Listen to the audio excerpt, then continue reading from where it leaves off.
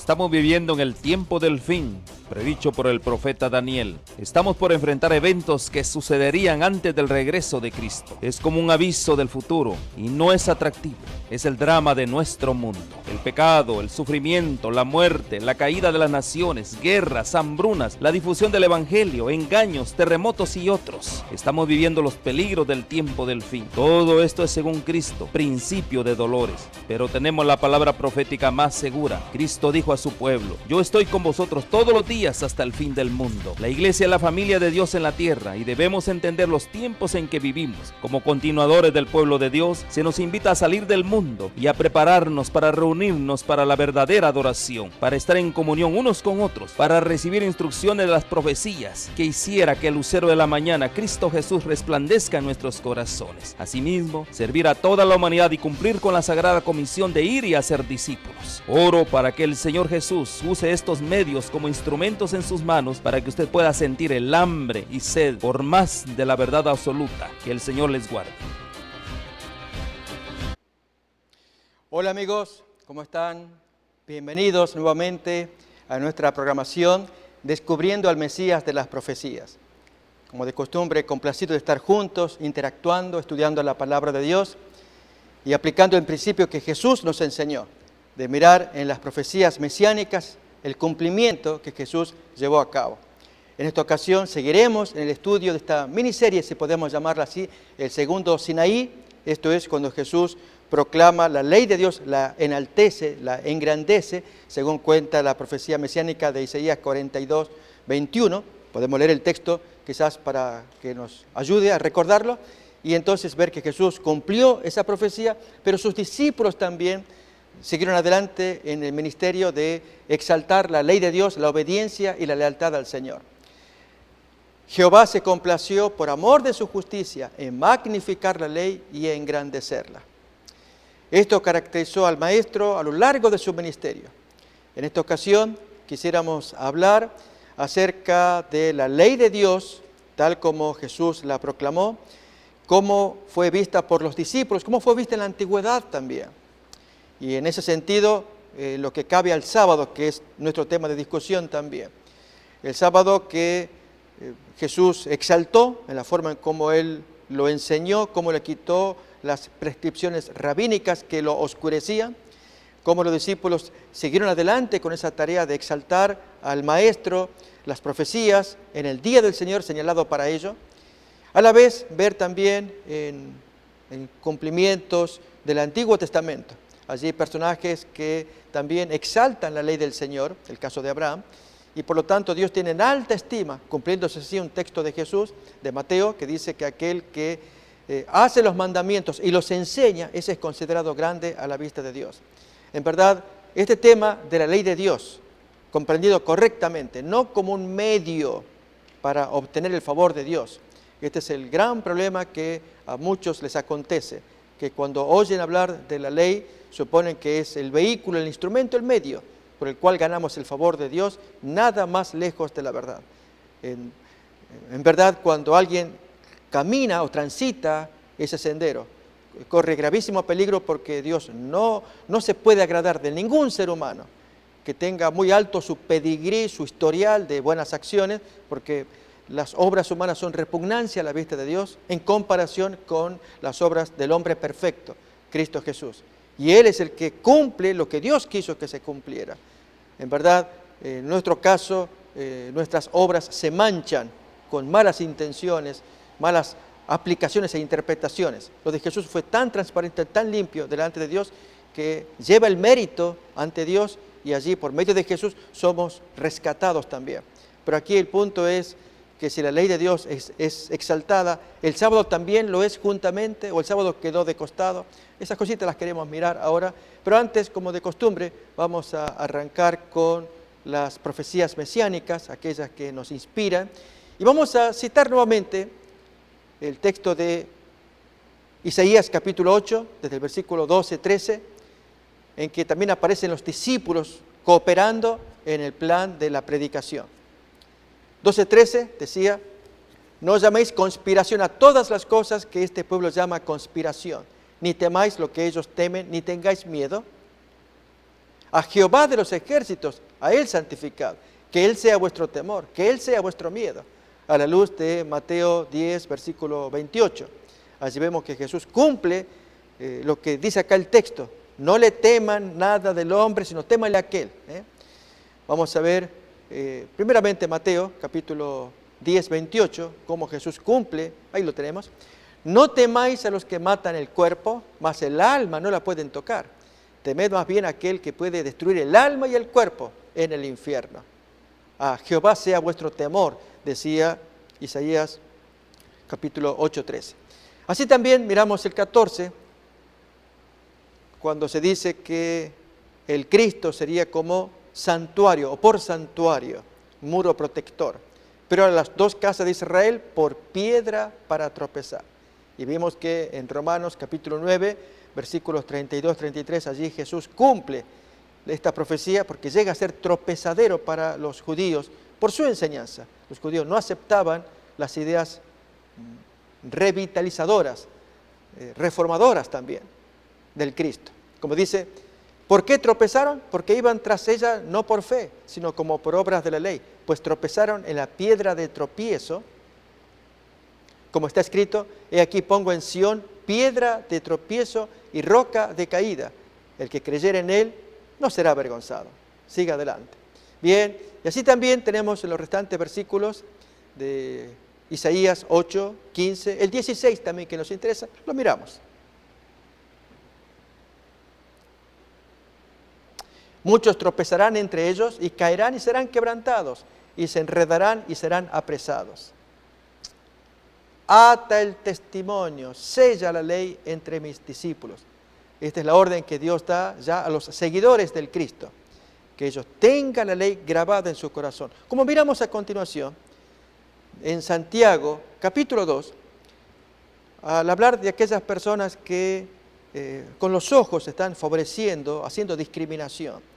Y Santiago los amonesta, porque cuando llega un pobre se le dice, capítulo 2, quédate aquí al costado, no, pero llega un rico y le hacemos toda la mención, cuando dice así, hermanos míos, que vuestra fe en nuestro glorioso Señor Jesucristo sea sin acepción de personas. Porque si en vuestra congregación entra un hombre con anillo de oro y ropa espléndida, y también entra un pobre con vestido andrajoso, y miráis con agrado al que trae la ropa espléndida, le decís, siéntate aquí en buen lugar, pero al pobre, estate tú allí en pie o allá abajo, debajo de mi estrado. ¿No hacéis distinciones entre vosotros mismos y venís a ser jueces con malos pensamientos? Hermanos míos, amados, oíd, ¿no ha elegido Dios a los pobres de este mundo para que sean ricos en fe y herederos del reino que ha prometido a los que le aman? Pero vosotros habéis afrentado al pobre. ¿No os oprimen acaso los ricos? ¿Y no son ellos los mismos que os arrastran en los tribunales? ¿No blasfeman ellos el buen nombre que fue invocado sobre vosotros, como son ricos? Si en verdad cumplís la ley regia, la ley de los reyes, conforme a la Escritura, amarás a tu prójimo como a ti mismo, bien hacéis. Pero si hacéis acepción de personas, cometéis pecado y quedáis convictos por la ley como transgresores. Y a continuación, lo que nos va a interesar. Notemos la exaltación de la ley de Dios o el decálogo. Porque cualquiera que guardare toda la ley, pero ofendiera en un punto, se hace culpable de todos. Porque el que dijo, no cometerás adulterio, también ha dicho, no matarás. Notemos que hasta acá el apóstol Santiago reivindica el valor de la ley de Dios, de los 10 mandamientos. Cita 2 mandamientos para probar su punto. Y es que la ley es toda completa, pero si uno viola un mandamiento, de nada sirve, porque es todo un conjunto completo. Lo está diciendo, leemos otra vez. Porque el que dijo, no cometerás adulterio, 7º mandamiento. También ha dicho, no matarás, 6º mandamiento. Ahora bien, tú no cometes adulterio, pero matas, violando el 6º mandamiento, ya te has hecho transgresor de la ley. Y notemos ahora, así hablad y así haced. Es decir, hablen de esta manera, hagan de esta manera, como los que habéis de ser juzgados por la ley de la libertad. Veremos que hay varios asuntos para tomar en cuenta. Se le llama ley de la libertad. Una persona que pone todo su empeño en cumplir la ley de Dios, en respetarla, lo torna libre. Ley de la libertad. Que vamos a ser juzgados. Esa norma va a aparecer en la norma de juicio, al punto que recomienda. Así hablad, enseñad, así haced, obrad, como aquellos que vais a ser juzgados por una ley, la cual Dios llama ley de la libertad. Y en el versículo anterior enumera que, por lo menos da ejemplo de 2 mandamientos. Si bien se dijo esto, también se dijo lo otro. Tú puedes cumplir 9 mandamientos. Ahí tenemos. Ahora bien, si no cometes adulterio y aún 8 mandamientos más, cumples 9, pero matas, ya te has hecho transgresor de la ley. Quizás, amigos, para ilustrarlo, miremos la fuerza de una cadena de 10 eslabones. Imaginemos que vamos a dejar nuestra casa y nuestra casa pues tiene una puerta con una cadena que usted le pone allí su candado y entonces la puerta está más segura, ¿verdad? Pero aquí que de los 10 eslabones, uno quedó agrietado. ¿Por qué motivo? Pero para que no se note, usted pone el eslabón agrietado del lado de adentro de la casa. De modo que de afuera tiene los 9, que están bonitos, seguro, y le pone el candado. Pregunto, ¿esa puerta es segura? ¿La cadena, el candado es firme? No, porque hay un eslabón que está agrietado. El solo hecho de moverlo hace que el 10º eslabón agrietado haga nulos los otros 9 fuertes restantes. Bien, así pasa con la ley de Dios. Tenemos 10 mandamientos, podemos decir que cumplimos 9, pero llegamos al mandamiento problemático del sábado, que no lo cumplimos, o no queremos cumplirlo, o nos queda claro que ese mandamiento está abolido. Estamos frente a una situación anómala, y es que tenemos 10 eslabones, uno está agrietado, y por más que creamos que estamos seguros, el solo jalar la puerta se rompe del todo el eslabón y quedamos desamparados a la intemperie. Bien, esto es tan importante ver que este mandamiento del sábado, del cual se está exponiendo, es tan importante como los otros. No diremos que es superior ni inferior, es tan importante. Pero se le está dedicando atención debido a que ha habido una onda a lo largo de los siglos en el cristianismo para negarle su valor, su importancia, su eficacia también.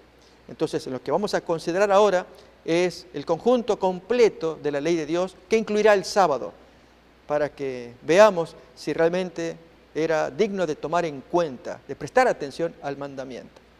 Para ello, permítanme citar ejemplos del Antiguo Testamento y del Nuevo respecto de la concepción en la mente de un adorador de qué es la ley. Vamos a buscar en Romanos capítulo 2, versículo 14 en adelante, la forma en cómo Pablo se expresa para la gente que no tiene revelación de ley y para la gente que tiene la revelación de la ley de Dios, esto es la ley de Moisés, Éxodo 20, que es la gran mayoría desde que fue revelado en adelante, pues todos estamos con conocimiento de que hay un decálogo y que ese decálogo nos va a juzgar. Pero hay gente, aún en siglos recientes, tal vez en tribus aborígenes de ignorancia, que no conocen esa revelación. A la hora de juzgar, si el texto que hemos leído de Santiago capítulo 2, que decía, así haced, así hablad, como los que habéis de ser juzgados por la ley de la libertad, y citó apenas 2 mandamientos. Esto muestra que seremos juzgados por una ley que Santiago llama ley de libertad. Al ser juzgados, ¿cómo pasa o qué sucede con aquellos que no tuvieron conocimiento frente a otros que tuvieron conocimiento? Dejemos que Pablo nos lo explique en Romanos capítulo 2, versículo 14 en adelante. Porque cuando los gentiles que no tienen ley, no se les ha revelado, hacen por naturaleza lo que pide la ley, estos, aunque no tengan ley revelada, son ley para sí mismos. Ellos mismos, en el día del juicio, tendrán que defenderse. ¿Qué sigue después? Mostrando la obra de la ley escrita en sus corazones, dando testimonio su conciencia y acusándoles o defendiéndoles sus razonamientos. ¿Cuándo va a ocurrir esto? En el día en que Dios juzgará por Jesucristo los secretos de los hombres, conforme a mi evangelio. Palabras solemnes. Creo que a nadie nos gusta escuchar que hay un juicio y que el Dios solemne se acerca y comienza con sus ojos a revisar la historia de cada cual. No hay quien se escape al juicio de él. Feliz aquel que tiene un abogado por el cual puede escapar, pero a la vez que entendió los requerimientos del juicio o la ley que nos va a juzgar. Amigos, si usted tiene una infracción de tránsito por la cual tiene que pagar una multa, y entonces a usted le duele que allí, yendo por la calle, hizo un mal movimiento con su vehículo, no paró oportunamente, no hizo el giro correctamente, no puso las luces, y el policía que miró, pues le saca el ticket allí, la multa, y duele, es dinero que hay que pagar. Pero aquí que usted se presenta y le dicen, váyase a la corte y discuta, alguna vez me ha tocado a mí también ir a presentar para quejarme, decir, no fue correcta la observación del policía, porque yo hice este movimiento, en fin, discutirlo. Pero en lugar de ir al lugar donde se discuten los problemas de tránsito, es aquí que yo me voy a otra cámara dentro del juzgado, pero es la Cámara de Comercio. Y allí se discuten otros asuntos que tienen que ver con los comercios. Y se va a juzgar el tema de los alimentos, el negocio que hacen los comerciantes, etc. Yo me presento allí. La pregunta es, ¿tiene relación? No. Esto se dedica a un área, comercio, esta otra se va a dedicar a otra área que es tránsito, hay otra que es penal, etc. En el caso de Dios, el juicio son los 10 mandamientos. Eso es lo que Dios va a juzgar en nosotros. ¿Y quién la hace? ¿Quién va a poder pasar esto? Esto es lo que importa.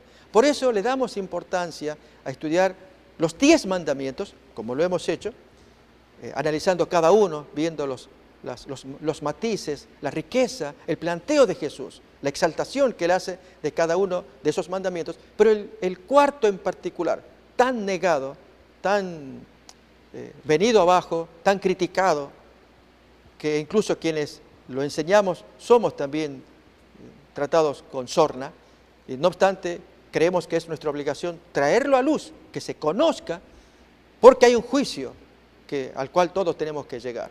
Bien, en el caso de este planteo de la ley como un todo, que es lo que vamos a mirar, hay quienes piensan que la ley ya se acabó, se terminó.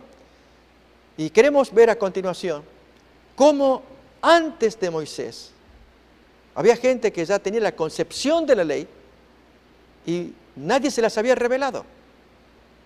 ¿Quién le dijo de los 10 mandamientos que luego con Moisés se supo? No robes, no mientas, no adulteres, honra a tu padre y a tu madre, no codicies. ¿Quién le dijo a la gente anterior a Moisés que las acciones que ellos hacían eran buenas o malas, como vamos a mirar a continuación? La conciencia, pero una conciencia en donde Dios reveló aquí que había ley. Posterior al Nuevo Testamento, posterior a Moisés, ya en el Nuevo Testamento. Ahora tenemos la ley revelada, ahora sabemos, esto se hace, esto no se hace, pero Jesús, para evitar confusión, agrandó más, puso la lupa al mandamiento y lo hizo más extenso, más profundo. De modo entonces que tanto los de acá, que no tenían ley, como los de acá que la tienen, nos quedamos todos inermes, sin armas, nos quedamos desamparados, con un Dios celoso que está mirando. ¿Y quiénes son los que escapan? Ese es el mensaje. Aquellos que aceptan a Jesús, que piden que Cristo sea su abogado, que sea su amigo, pero que sea su Salvador. Este es el mensaje de la Biblia. Bien, vamos ahora entonces a ver en los personajes del Antiguo Testamento. ¿Quién les dijo, si no había Moisés, no había revelación de los mandamientos, que tal o cual cosa era mala? La conciencia. Lo hemos leído hace un momentito. Vamos a repasar otra vez en Romanos capítulo 2, 14, 15 también. Leámoslo. Porque cuando los gentiles que no tienen ley, ahora vamos a hablar de Job, hablamos de patriarcas que no tenían la ley de Moisés, hacen por naturaleza lo que pide la ley, estos, aunque no tengan la ley, son ley para sí mismos. mostrando la obra de la ley escrita en sus corazones, dando testimonio su conciencia y acusándoles o defendiéndoles sus razonamientos. ¿Para cuándo? En el día en que Dios juzgue por Jesucristo los secretos de todos los seres humanos. Vamos por empezar a ver en Job, capítulo 1. Vamos a ver el ejemplo de este patriarca anterior a Moisés. Capítulo 1, versículos 6 en adelante. Un diálogo que se produce en el cielo entre Dios y Satanás.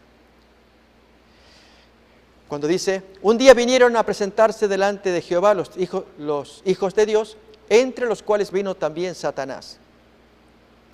Y dijo Jehová a Satanás, ¿de dónde vienes? Respondiendo Satanás a Jehová, dice, de rodear la tierra y de andar por ella. Y Jehová dijo a Satanás, ¿no has considerado a mi siervo Job? Notemos cómo se refiere Dios de Satanás. Que no hay otro como él en la tierra, varón perfecto y recto, temeroso de Dios y apartado del mal. Este es el testimonio que Dios va a dar acerca de Job, que es perfecto, recto, pero ¿en base a qué ley? Es decir, si nosotros andamos en la ciudad y tenemos que manejar un carro, un auto, y manejamos, pero es aquí que hay advertencias, cuidado con la velocidad, cuidado con los semáforos, pero si no hay ley, no hay un código de tránsito, ¿cómo lo van a juzgar? Tendría que haber un código, pero de acuerdo al texto de Romanos 2.14, el código está en la cabeza, mostrando allí la obra de la ley escrita en el corazón. Fue escrita la ley acá, y eso es lo que los defiende o los acusa en el día del juicio. Bien, miremos a Job entonces, la ley escrita adentro en la cabeza, sin que él jamás conociera de Moisés. Capítulo 31, versículo 1, va en la misma línea de Jesús cuando exaltó el séptimo mandamiento. Oíste que fue dicho, no cometerás adulterio, pero yo te digo, miras a una mujer para codiciarla. A ver, veamos cómo lo pensó o lo expresa Job 31:1. Hice pacto con mis ojos, ¿cómo pues había yo de mirar a una virgen? El pacto con los ojos es, yo me propongo, Señor, voy a cuidarme. Soy hombre varón y lógicamente atraído por la belleza femenina, es normal. Pero cuando de atracción va más allá, a pasiones y a cosas extrañas en la cabeza, Job dice, yo hice un pacto. Es decir, voy a cerrar los ojos. ¿Cómo voy a mirar a una virgen? Se entiende para codiciarla. Ya Jesús lo había dicho posteriormente al exaltar la ley ya revelada. Cuando Moisés escribe en Éxodo 20, no cometerás adulterio. Pero ahora Jesús, al explicar ese mandamiento, en el segundo Sinaí llamamos nosotros, Mateo 5, en el 5, 27, 28, Jesús dice, oíste que fue dicho, no cometerás adulterio. Pero yo te digo, miras a una mujer para codiciarla, ya es igual. Bien, en el caso de Job, él hace un pacto con los ojos. Y no había ley o un punto de referencia para decir, aquí la ley dice, cuídate con tu mente, no cometas adulterio. No, la ley había sido escrita en la conciencia. Miremos cómo sigue todavía el capítulo. Hay más mandamientos incorporados en la conciencia de Job.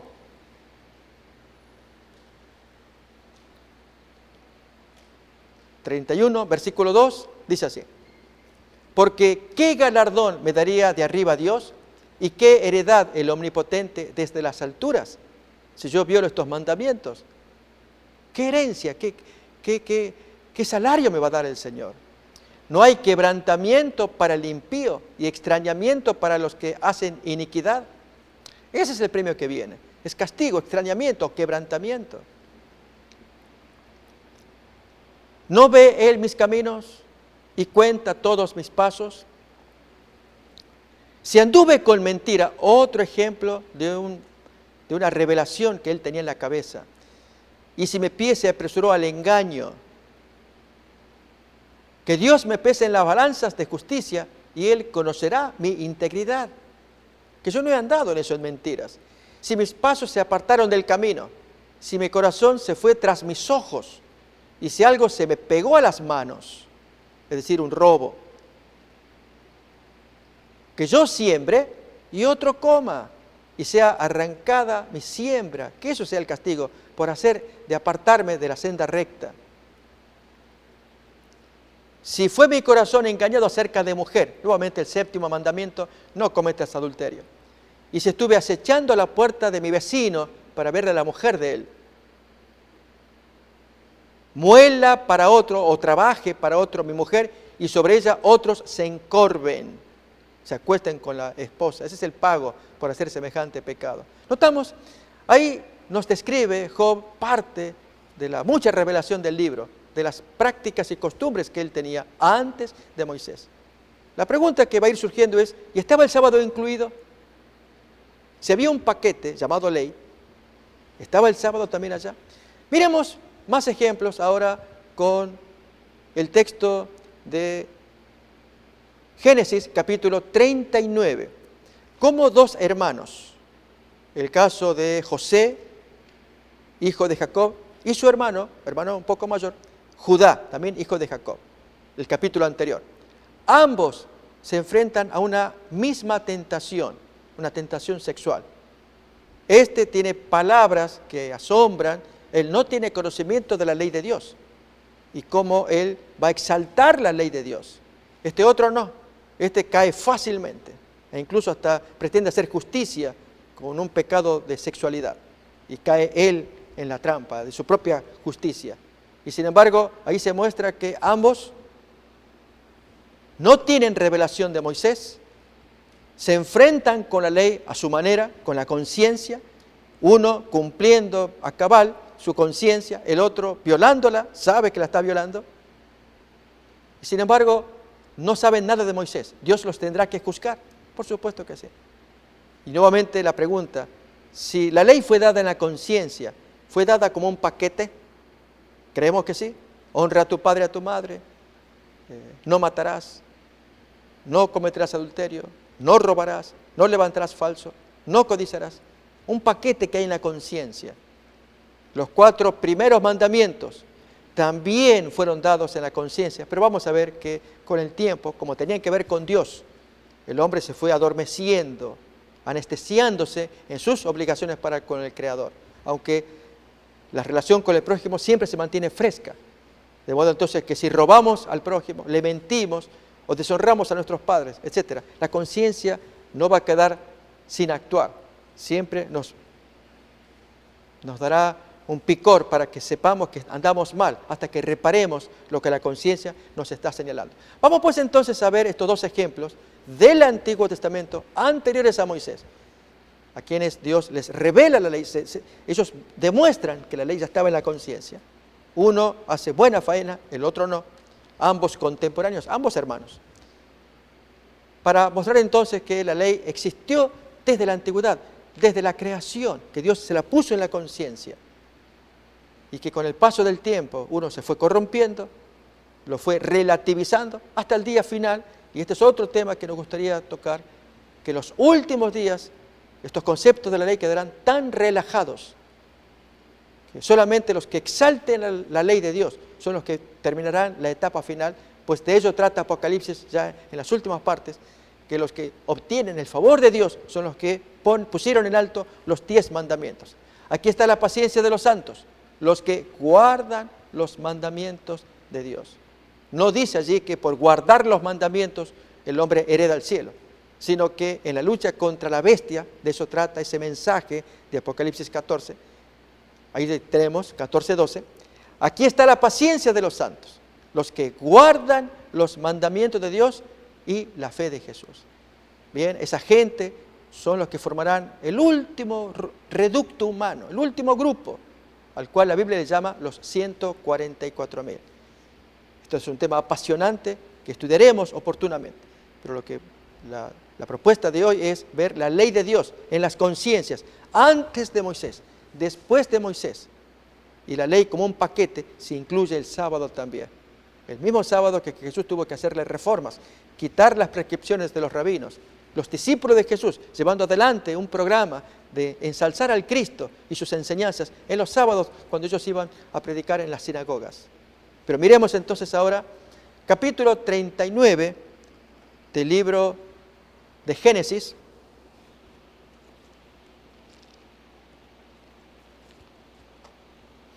Desde el versículo 1 en adelante, ahí leemos. Llevado pues José a Egipto, Potifar, oficial de Faraón, capitán de la guardia, varón egipcio, lo compró de los ismaelitas que lo habían llevado allá. Aquí señalamos que la palabra oficial de Faraón, esto es otro detalle que enriquecerá el relato, es eunuco. Aquí lo tenemos. Esta es la versión de la Reina Valera Antigua, 1909. Y llevado José a Egipto, lo compró Potifar, eunuco de Faraón, capitán de los de la guardia. ¿Qué significa esto? Que donde vivía José, que es el autor, el protagonista de nuestra historia, él vivía detenido en una casa cuyo dueño era un oficial del faraón, a la vez eunuco, capitán de la guardia. Y la esposa de él echa los ojos en José. Alguno podría hasta entender y justificar que la mujer estaba casada con un eunuco. Era natural, pues, mirar a un hombre. Bien, lo que importa es la actitud de José. Él no tenía revelación de ley en la cabeza, de que una ley escrita como la de Moisés, pero Dios puso en la conciencia, y es bueno que el hombre nunca vaya en contra de su conciencia para que esa noción siempre quede fresca en la mente, porque con ella Dios nos va a juzgar, esa conciencia nos va a defender o nos va a acusar. Leamos pues entonces los siguientes versículos de Génesis capítulo 39. Mas Jehová estaba con José y fue varón próspero y estaba en la casa de su amo, el egipcio. Y vio su amo que Jehová estaba con él y que todo lo que él hacía, Jehová lo hacía prosperar en su mano. Y hacía yo, José, gracia en sus ojos y le servía. Y él le hizo mayordomo de su casa y entregó en su poder todo lo que tenía. Y aconteció que desde cuando le dio el encargo de su casa y de todo lo que tenía, Jehová bendijo la casa del egipcio a causa de José, y la bendición de Jehová estaba sobre todo lo que tenía, así en casa como en el campo. Y dejó todo lo que tenía en manos de José. Notemos que José atraía toda la bendición de Dios, un joven puro, recto. Y con él no se preocupaba de cosa alguna, sino del pan para comer. Y era José de hermoso semblante, bella presencia, como un varón. Aconteció después de esto que la mujer del amo puso sus ojos en José y le dijo, duerme conmigo. Y él no quiso. Y dijo la mujer de su amo, he aquí que mi señor no se preocupa conmigo de lo que hay en mi casa, y ha puesto en mi mano todo lo que tiene. No hay otro mayor que yo en esta casa, y ninguna cosa me ha reservado sino a ti, por cuanto tú eres su mujer. Notemos lo que viene a continuación. ¿Cómo pues haría yo este grande mal y pecaría contra Dios? Si Dios me dio todo acá y tú eres su esposa, ¿cómo yo voy a pecar así contra eso? Hablando ella a José cada día y no escuchándola él para acostarse al lado de ella, para estar con ella. Aconteció que entró él un día en casa para hacer su oficio y no había nadie de los de la casa allí. Y ella lo agarró por su ropa diciendo, duerme conmigo. Entonces él dejó su ropa en las manos de ella y huyó y salió. Cuando vio ella que le había dejado su ropa en sus manos y había huido fuera, llamó a los de la casa y les dijo, mirad que nos ha traído un hebreo para que hiciese burla de nosotros. Vino él a mí para dormir conmigo y yo di grandes voces. Una perversa mentira que condujo a José para vivir años en la cárcel, tristemente, por haber sido honesto. Una preciosa historia. Bien, el resumen de esto es que José se mantuvo fiel ante la orden del séptimo mandamiento. No violaría el séptimo mandamiento que dice, no cometerás adulterio, que eso incluye toda práctica sexual. Pero vamos ahora a su hermano, al capítulo anterior, 38. ¿Qué pasó con Judá? Vamos a ver desde los primeros versículos para ver la tendencia de este hombre, quien comete el pecado sexual con la nuera, pero debido a circunstancias comprensibles, y se acerca demasiado al terreno enemigo. Ya Dios enseñaría con la ley de Moisés, pero aún con Abraham, el no rozarse con aquellos que contaminarían su conocimiento. el no hacer negocios, porque el tener práctica constante con personas que niegan la revelación, la voluntad de Dios, puede llevar a que el creyente afloje, se anestesie en su defensa para cometer pecado. Miremos la experiencia de Judá. 38, desde el 1 en adelante. Aconteció en aquel tiempo que Judá se apartó de sus hermanos y se fue a un varón adulamita que se llamaba Gira. Y vio allí Judá a la hija de un hombre cananeo, el cual se llamaba Súa, el papá, y la tomó y se llegó a ella. Este fue el error de Judá, mezclarse con cananeos, que eran tribus, poblaciones idólatras, gente con nulo conocimiento de la ley de Dios, pecadores consumados, y vamos a ver la consecuencia en el hogar de Judá. Y ella concibió y dio a luz un hijo, y llamó su nombre Concibió otra vez y dio a luz un hijo, y llamó su nombre Onán. Y volvió a concebir y dio a luz un tercer hijo, y llamó su nombre Sela, y estaba en Kezib cuando lo dio a luz. Después Judá tomó mujer para su primogénito la cual se llamaba Tamar, también cananea, la muchacha. Y el primogénito de Judá, fue malo ante los ojos de Jehová, y le quitó Jehová la vida. Con muy poquitos versículos, notemos qué solemne es la declaración, que este que es hijo de Judá, nieto de Jacob, que podría haber formado parte del pueblo de Dios. Pero el texto acá nos está diciendo que era muy malo, que Dios mismo se encarga y lo mata. ¿Esto por qué? Por el ambiente cananeo en el cual se cría, la madre cananea, Judá del pueblo de Dios que se mezcla con los cananeos. Esto es lo absurdo y esto va a ir cada vez para abajo. Miremos a continuación lo que viene. Entonces Judá dice a Onán, a su segundo hijo: llégate a la mujer de tu hermano y despósate con ella y levanta descendencia a tu hermano. Es lo que se llama la ley del levirato, que aparece en el libro de Deuteronomio, capítulo 24, que enseña que cuando muere el marido, el hermano del marido toma a la viuda. Y si este nuevo marido se muere, lo toma el tercer hermano y se casa con la viuda para que aparezca descendencia para el primer hermano. Es la ley del levirato o cuñado. Levir en latín es cuñado. Bien, es lo que está pasando ahora, que su papá le dice a Onán: llégate a la mujer, te casas con ella para que levantes descendencia. Miremos qué es lo que pasó. Y desagradó en ojos de Jehová lo que él hacía, y también le quitó la vida a Onán. A ver, leamos qué es, ahí está el texto, qué es lo que él hacía a Onán. Y sabiendo Onán que la descendencia no había de ser suya, sino de su hermano, sucedía que cuando se llegaba a la mujer de su hermano, o sea, se acostaban sexualmente, ya era el matrimonio, vertía en tierra por no dar descendencia a su hermano. Un pecado que Dios no lo toleró. Dios quería que se fructificaran y les dio el regalo de la sexualidad, pero en lugar de que ella quede embarazada como mujer, quería tener un hijo.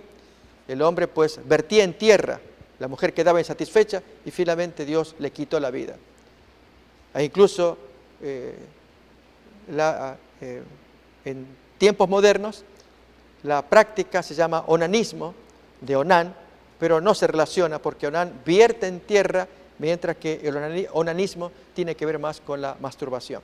Sigamos leyendo todavía más lo que pasó con el tercer hermano, Sela, que era más jovencito, para con la cuñada. Y ella esperaba tener a uno de esos hombres, casarse y tener hijos. Es normal de una mujer joven. Miremos lo que sigue. Y Judá dijo a Tamar, su nuera: quédate viuda en casa de tu padre hasta que crezca Sela, mi hijo, porque él decía: no sea que muera él también como sus hermanos. Y se fue Tamar y estuvo en casa de su padre. El suegro, Judá, creía que la mujer pues o era bruja o algo así, que mataba hombres. Algo de eso trae el libro de Tobías en la Septuaginta, traducido en la Biblia católica, ahí aparece el apócrifo Tobías, y cuenta una historia similar, de una mujer cuyos maridos se mueren la noche nupcial. ¿Por qué? Porque había un demonio en la mujer que no permitía que nadie la toque, solamente él era el dueño. Eso cuenta el apócrifo. hacemos relación a esto porque Judá está pensando algo similar, que cree que esa mujer mata a marido, así que quédate que yo me llevo a mi hijo cuando él crezca. Y creció y nunca se lo dio. Vemos cómo sigue la historia.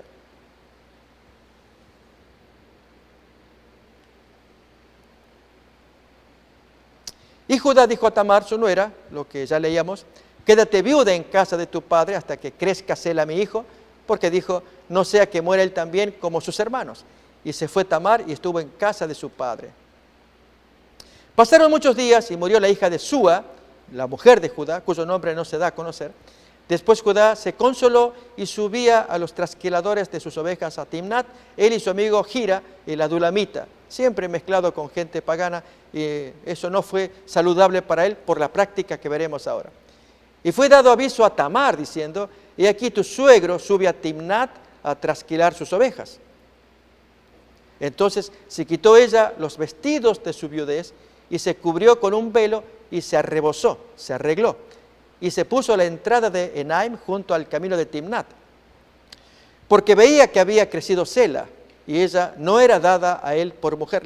Ella quería tener un marido y tener hijos, entonces se pone más bonita para ver si consigue algo del suegro, de que le preste atención y entonces le conceda ese hijo para que sea su esposo.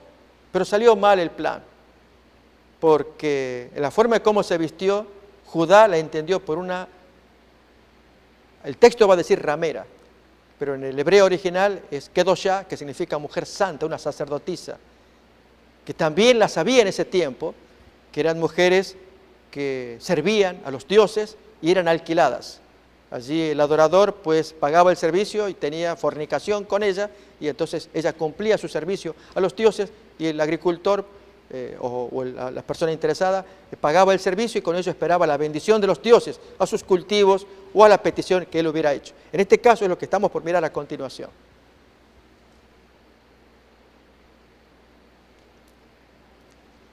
Bien, vamos al siguiente versículo. Y la vio Judá y la tuvo por ramera o kedoshá, mujer santa, porque ella había cubierto su rostro. Y se apartó del camino hacia ella y le dijo, déjame ahora llegarme a ti. Notemos la mala intención. La mujer se vistió, según el texto, para atraer la atención del suegro, a ver si le daba al joven por marido. No que ella quería estarse con el suegro, pero el suegro tuvo mala intención.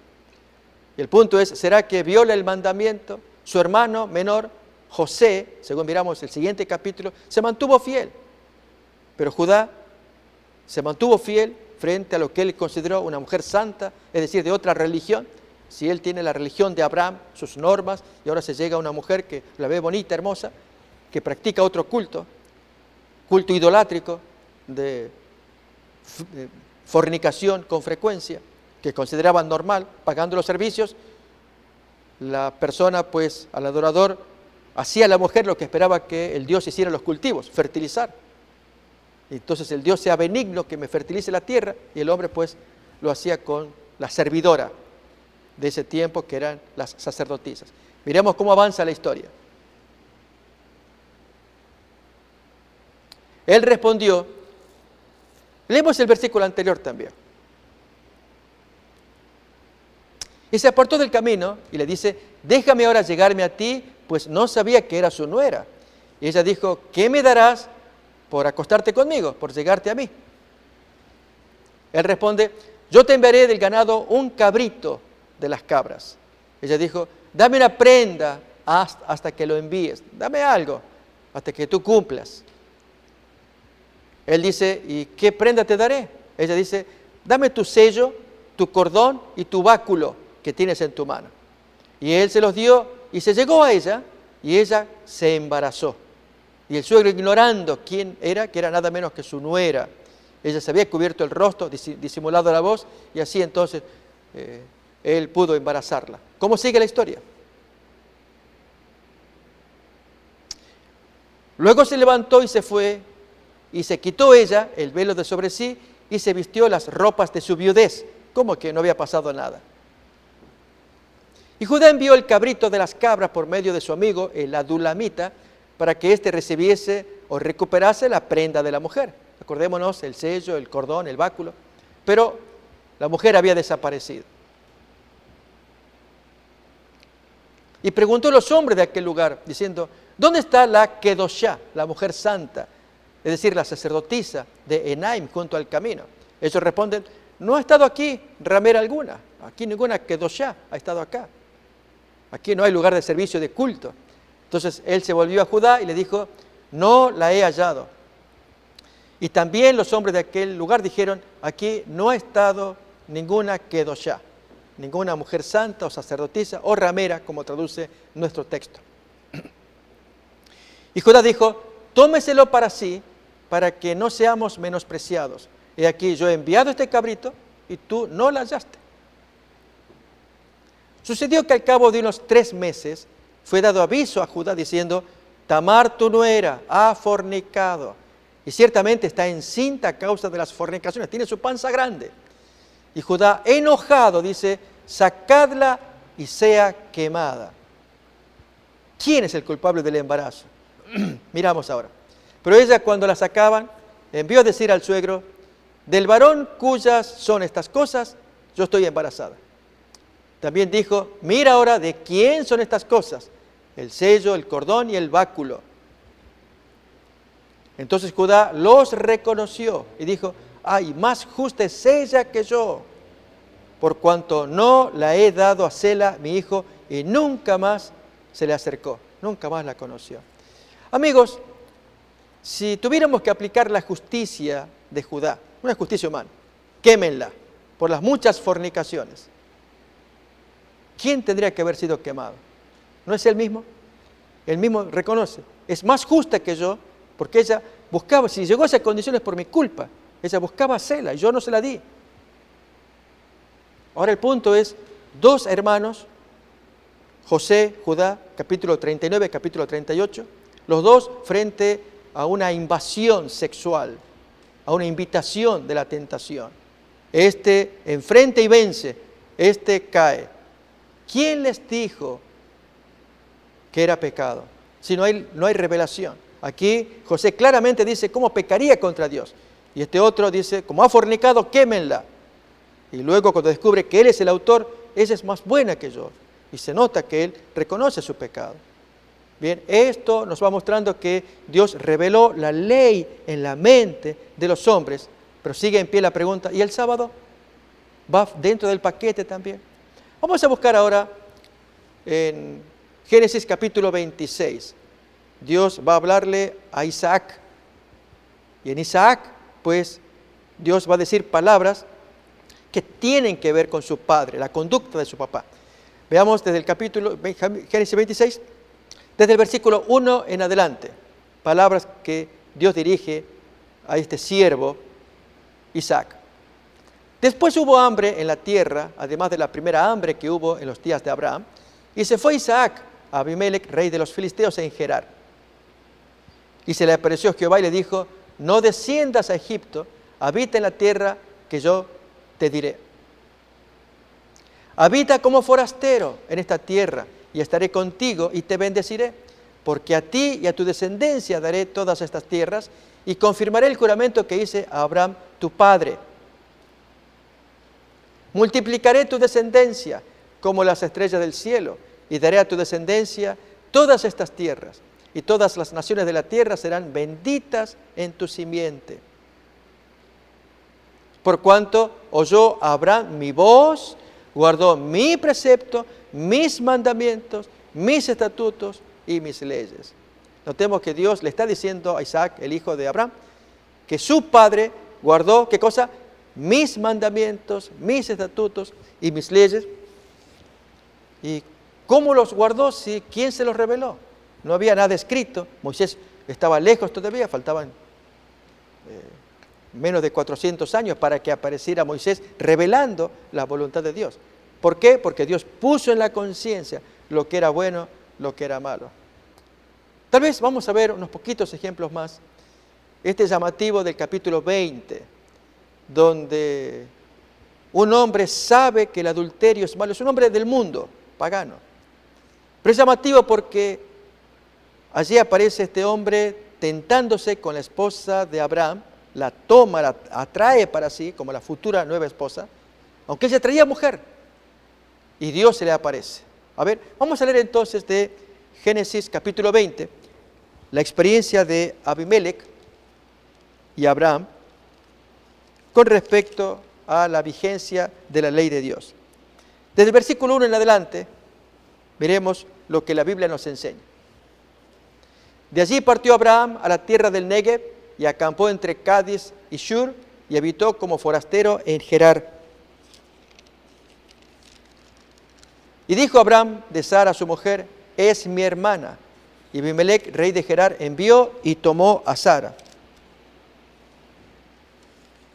Pero vino Dios a Abimelec en sueños de noche y le dijo, he aquí, muerto eres a causa de la mujer que has tomado, la cual es casada con marido. Mas Abimelec no se había llegado a ella. Y dijo, Señor, ¿matarás también al inocente? ¿No me dijo él, mi hermana es? Y ella también dijo, es mi hermano.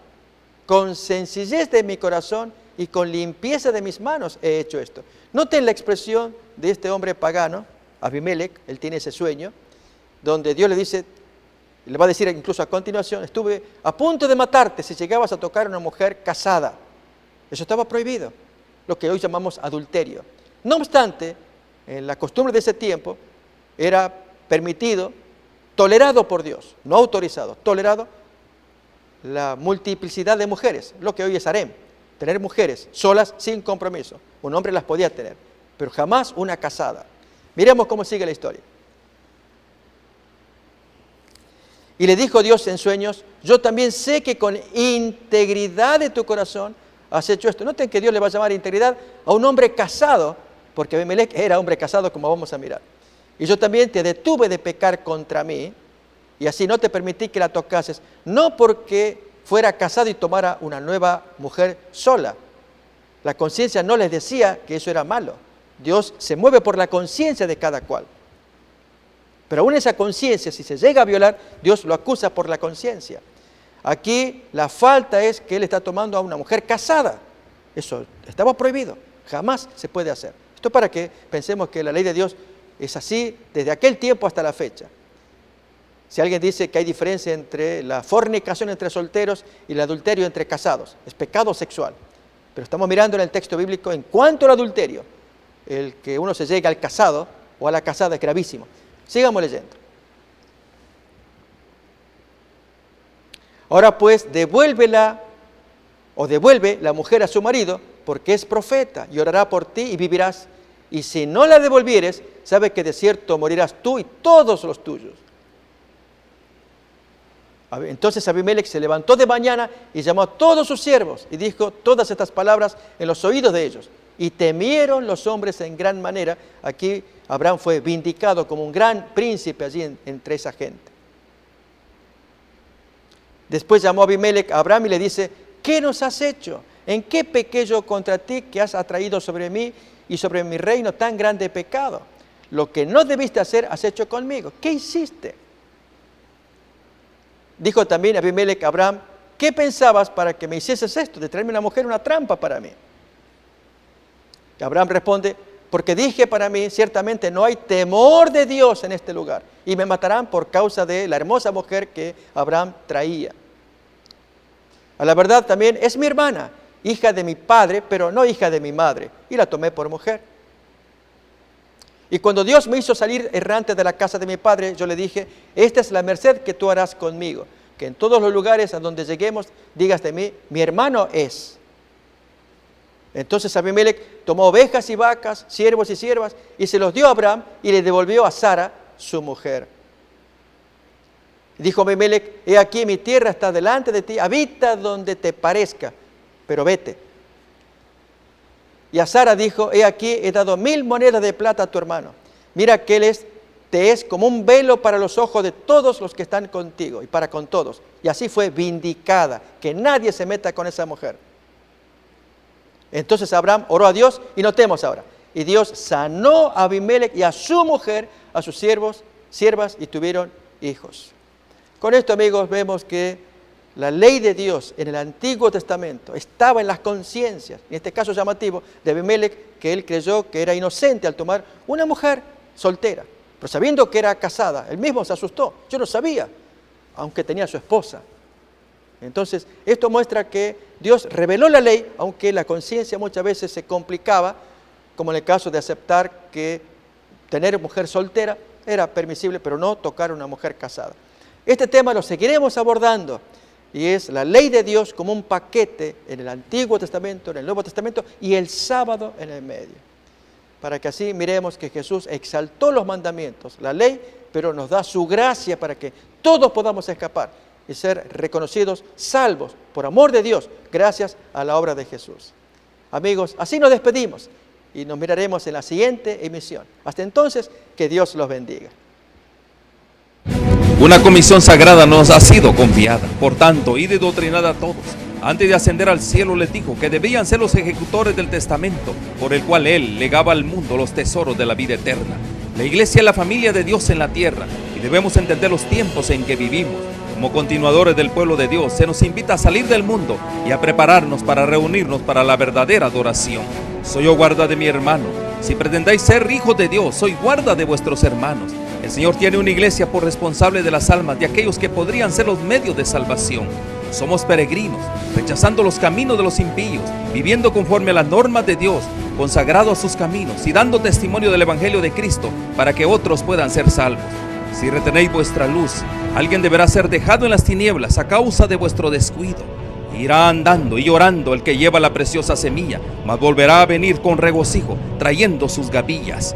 Oro para que el Señor Jesús use estos medios como instrumentos en sus manos, para que usted pueda sentir hambre y sed por más de su verdad absoluta. Dios les cuide. Usted está viendo Canal 2020 desde Los Ángeles, California, transmitiendo las 24 horas. Olam 7 Internacional. Visítenos en nuestras redes sociales.